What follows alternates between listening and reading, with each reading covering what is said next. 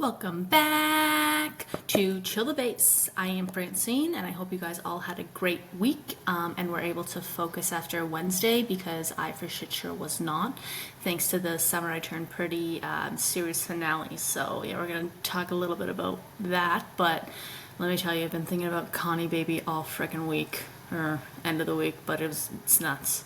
So we're just gonna do a little week's recap today and then dive into some real talk about balancing full-time jobs, side hustles, and those lovely little creative slash motivational ruts that we all fall into. So first up, we have Monday. Monday I went to the dentist and I need to know your thoughts. Do you love it or do you hate it? Because personally, I freaking love it. Except when the hygienist is like talking to me and trying to have a full-blown conversation and my mouth is like, yeah, like please. I don't need that. Just clean my teeth. I freaking love the feeling, but yeah, my mouth is wide open and she's trying to have a conversation. And like if I had a dirty joke, I'd probably insert that here, but I don't. So it's like, whatever. Let me know if you love the dentist or you hate the dentist, or if you're a doctor's versus a dentist gal, boy, whatever. Let me know your thoughts. Tuesday we had Dancing with the Stars. Freaking love that show. My sister got me hooked on it about 3 years ago, and ever since I've just been absolutely obsessed. I need to know who your favorite couple is.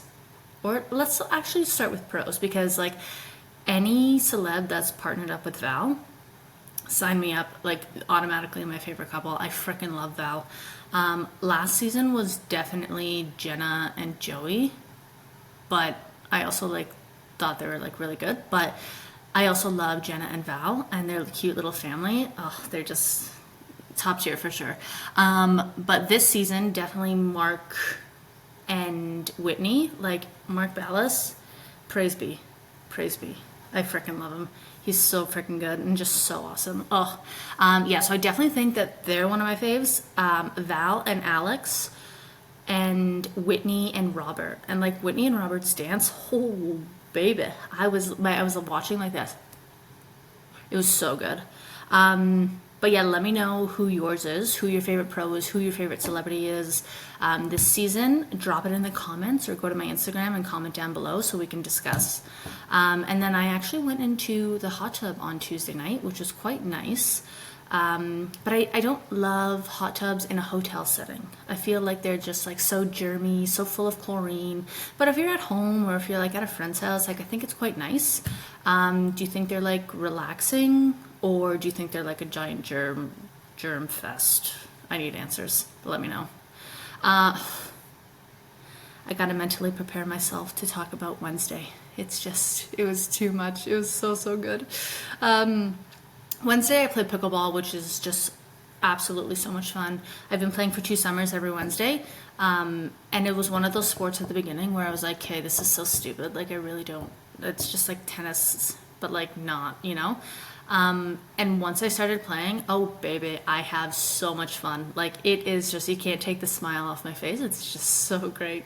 And then I got home and obviously watched The Summer I Turned Pretty, and let me tell you, I have just, the wave of my emotions were just like, oh my God, I love you. Oh my God, Belly, what the hell are you doing? Oh my God, Connie Baby finally got the girl. Jaren Denise, please. I've been deep diving into online theories, researching the movie release dates, because we know that Jenny Han loves an Easter egg like our gal Taylor Swift. But like, oh my God, it was just, I feel like I was watching it and I feel like gutted now that the show's over. Like, but I'm like that though, and like, it was just, I'm gonna definitely rewatch this weekend because that's just what I do. Like I'll probably rewatch like 3-4 times just so I can get the full effect. Let me know your favorite scene, because mine obviously was when Dress started playing by Taylor Swift. I freaking love that song. Oh my God, what's the lyrics? Now I'm blanking. It's my favorite song, but like now I'm blanking on the lyrics. Yeah, I can't think of it. Shit. Oh, say my name and everything just stops. I don't want you like a best friend. Honestly, I just can't. It's so awesome. But yeah, I feel like my whole Instagram now is like Connie Baby, getting the gal, and like let's talk about those Christmas photos because can we just skip to Christmas now? Because that was just so good. It's actually kind of funny when like a show like that takes over the whole internet or the whole like your social media or whatever because you just can't escape it. And it's like all of my things, all of my Instagram reels were like theories of what's going to happen and like John getting a heart attack. Oh, no, side note, no, he didn't. But like now it's just, I can't wait for the movie to see how she actually like does it. And when she said that, oh, there's another big milestone, I bet she was probably like the wedding, but we all know that the movie has to have a conflict. So I'm hoping that it's not like anything to do with Connie Baby and Belly. I just hope it's like something how like Jer reacts because he's a little pussy. So like, who cares? Honestly, if you're team Jer, like stop watching or listening. Thank you. Yeah, so just been like super obsessed with that. And like I said, I'm probably going to watch it right after this. So yeah, let me know your thoughts. Let me know your favorite scene.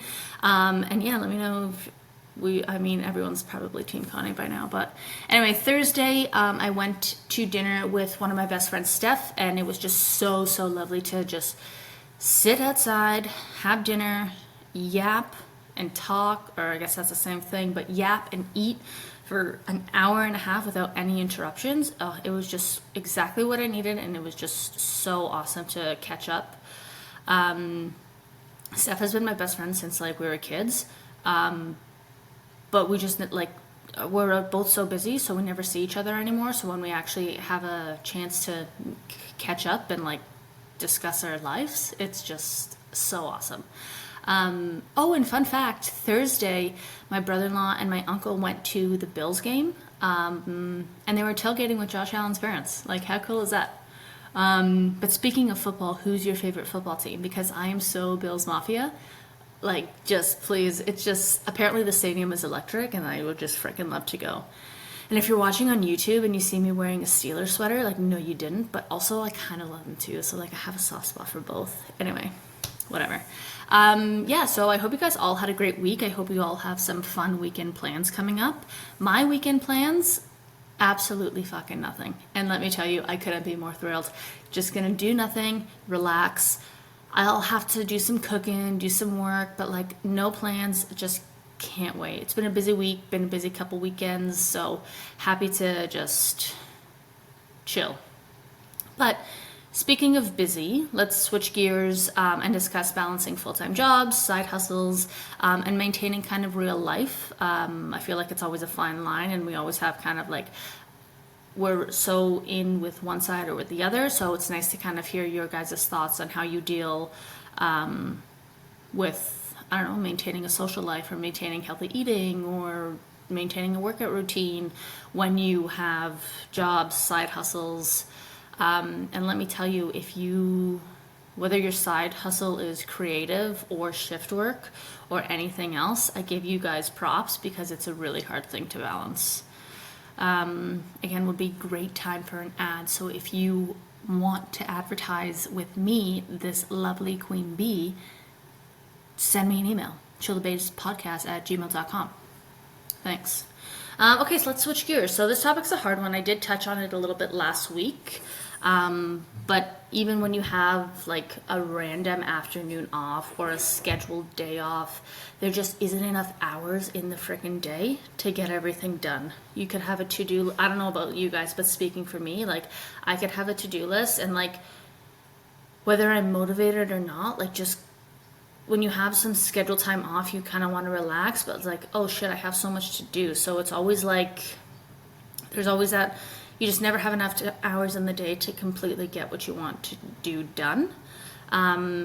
But again, I can't really give perfect advice because like I'm still working on this myself. So please take this with a grain of salt. Like grain of salt. Don't hate the player, hate the freaking game. But I do think it's important to talk about this just because side hustles, whatever they may be, balancing those with a full-time job can get us dangerously close to burnout. And I think that's something we ought to be careful with. So let's not forget that. But for me, burnout probably looks like zero motivation, always tired, can't focus, even though I freaking try as hard as ever to focus. You just can't. And I'm moody as fuck. Like, seriously, hide your kids what if I'm close to burnout, because I'm no fun to be around. And people can attest to that. So I haven't hit full burnout yet, and like I actually like pray I never do, because even getting close to burnout, it's not fun. Or even like having, also like overthinking and like panic attacks, those definitely are up there when I'm getting close to burnout. But it's not fun. So like you kind of almost forget who you are, and it's a scary thing. And like it's sometimes you just gotta, I don't even know, because sometimes I don't even feel myself getting into a burnout, and then I come out on the other end, and I'm like, holy shit, like who was I the past couple weeks, or like how did that even happen, you know? So just a couple tips and tricks that help me during my office hours, 8 to 4:30. Everything else can wait. I do love my job. It's busy, it's my income, and it deserves that focus. So I do try and kind of stay all hands on deck within my office hours. And just remembering that like that's my job. So like I need it. I want it. And it's nice when I'm focusing on that, and then all the other stuff that's not important, like if it's something, shoot off a quick text, but like all the other important stuff, or all the other stuff that I want to do and accomplish, I know I have some time after work to get those things completed. So switching probably to evenings, it's always a freaking juggling act for me. Social life, healthy lifestyle, side hustles. Some nights I do absolutely freaking nothing, and I feel like a bag of shit the next day, because I feel so guilty, because I'm like, wow, I got home from work, I didn't work out, I ate relatively healthy, but probably could have eaten more healthy, whatever. And I didn't work on anything that I'm doing on the side, any side projects, any fun things, any whatever. I didn't see any friends. Like, it's just, sometimes I do that and I'm like, holy shit, I didn't even accomplish one of my 4 things that I wanted to, you know? So, with that said, I always remember, and I always, like, it sounds so cliche, but like bad days are only 24 hours too. So even if you're having a day where you're feeling guilty for not doing anything, it's gonna get better tomorrow. You're just gotta like find that motivation and just find that drive within yourself to kind of push through and make the next day better. Oh my God, fun fact, I started saying like every morning, amazing things are gonna happen.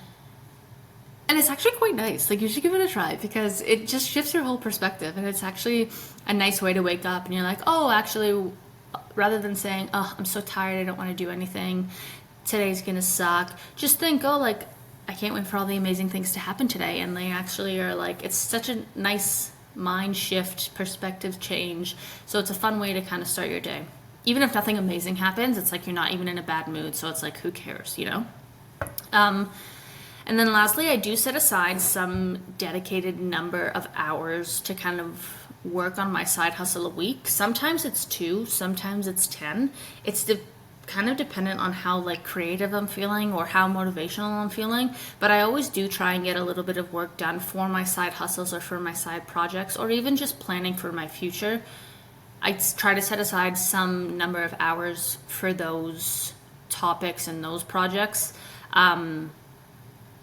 throughout the week. So I find spreading out the hours stops me from getting overwhelmed and thinking that, oh, I need to work 4 hours on this a night, when then I'll have no time for anything else. So even if you work on it 1 hour a day, I'm still making progress. And that's, I mean, it doesn't work for everybody, but it does work for me. And it's kind of a way where I kind of can balance a full-time job, a side hustle, maintaining some sort of social life, having all like the things that I want to do and accomplish. But in all honesty, sometimes I'm shit at this because I'm tired. Then I don't want to, you know, do anything. But in the last couple months, which I did talk about last week, so if you haven't listened, go check that out. But I've found a way to overcome my overthinking and overcome my motivation, and I just now say to myself like, oh, like I want to build something that I started from scratch and that I want to accomplish and I want to do great things. So I started it and now I want to see it through, And again, I can't really tell you guys when that shift is going to happen. And if it already has, like, you lucky ducks. But if it doesn't, don't worry, you'll get there. I mean, we're all on our own timeline. So I think it's just something that we all have to work through. And then you just have to find that mindset shift. And I tell you, like, it's great, because I just feel like so much like myself. I'm just happy. And I'm not trying to crunch everything into one day. I'm spreading it out, but still maintaining progress, still being dedicated, still kind of working for my future self, and just, yeah, it's been really nice. So, I mean, hence my summer break, where I took for like 6 weeks, 8 weeks, whatever. But now I'm back and my creative juices are flowing, and I'm really happy about it, and I found my groove. So, yeah, if it happens to me, it's going to happen to you. So, you know what? Don't worry. But on the other side of that, sometimes I do really dive in and really focus, and like I'm working on it for hours, or not even hours, because like that's a little dramatic, but like I'm working on it for 3 hours when I only planned 1 or whatever.